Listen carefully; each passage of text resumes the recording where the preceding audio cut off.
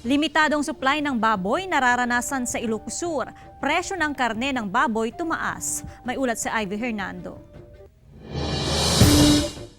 Noong kasagsagan ng ECQ at bilang ang mamimili, ramdam na raw ang kakaunting supply ng karne ng baboy sa vegan public market. Ngayon mas maluwag ang quarantine, lalong naramdaman ng mga market vendor ang problema.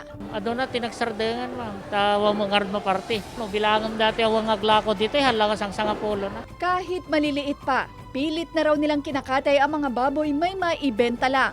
Bago ang lockdown, nagsumiti pa ng resolusyon ang asosasyon na itaas ang presyo ng baboy ng 20 pesos kada kilo. Nitong Miyerkules lang naaprubahan, kaya ang dating 200 pesos kada kilo, ngayon 220 pesos na. Minsan walang trabaho, gusto magtitinda lang, pamasahe pa.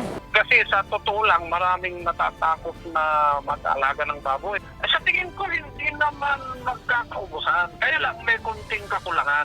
Tanging Ilocos Sur at Ilocos Norte ang hindi apektado ng ASF sa Region 1, kaya pahirapan o wala nang maangkat. Kung patuloy raw ang quarantine at pagkalat ng ASF, patuloy rin ang problema sa supply ng baboy. Ayon sa mga meat vendor, posibleng mabibilang na lang makapagbebenta sa mga susunod na araw. Ayon sa Hog Raisers Association, hindi naman huminto ang mga katulad nilang nagfa-fattening at nagbibreed. At marami rin namang hindi rehistradong backyard racer na patuloy na nag-aalaga ng baboy.